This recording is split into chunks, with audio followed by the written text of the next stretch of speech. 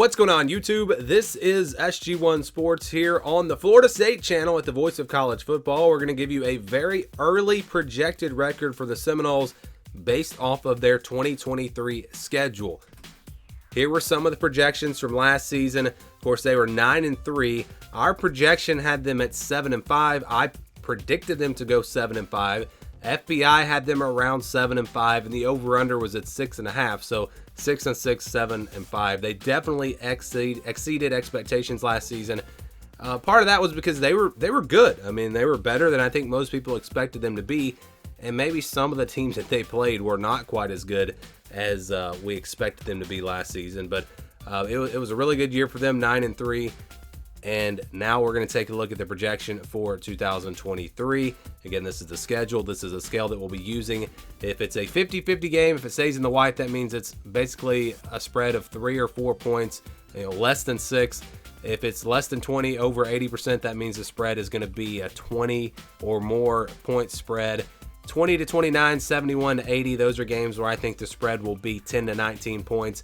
And 30 to 39, 61 to 70, those are games where I think the spread will be 6, 7, 8 points, kind of in that range. So let's get started here. We'll start with the easy wins for them, and I think you've got a couple of them. Southern Miss, North Alabama. North Alabama's like 99%. Southern Miss is probably, closer to 95%, but both are way above 80%. Florida State should be favored by 20-plus points in both of these games. Really no doubt about that. And those are your easy wins. Those are your guaranteed wins unless something crazy happens.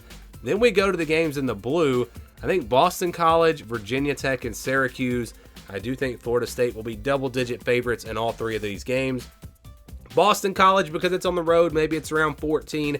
Virginia Tech, based off of how they were last year, that one's pushing that 20-point mark. Probably 18-point favorites in that game. Syracuse, they could be a pretty decent team next year. So that one's probably around 13, 14 points as well. But I think Florida State will be clear, pretty double-digit favorites, again, in all three of those games. So when we do our projection, we're going to count all 5 of these games as wins. So these are your 5 wins.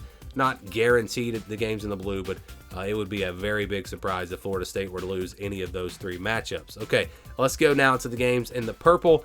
These are games where I think Florida State will be favored by about a touchdown, 6, 7, 8 points. I think it's all these games at the end of the season. Duke, Wake Forest, Pitt, Miami, and Florida. I do think Florida State will be favored in all 5 of these games, but not by double digits. I think they'll be favored by 7 or 8 against Duke, especially playing at home. Duke, though, could be pretty good this year. Wake Forest, without Sam Hartman, I was close to putting this one in the blue, but because it's on the road, that's why I wound up in the purple here. Put that one at like 9, maybe a 9-point spread. Pittsburgh also probably around 7 or 8, but that one's on the road. They could wind up being pretty good, so that's not going to be an easy win. Miami is a rivalry game. I expect them to be at least somewhat better this year. Florida, rivalry game, and it's on the road. I do think Florida State is in a tier way above Florida going into this year, but rivalry game on the road.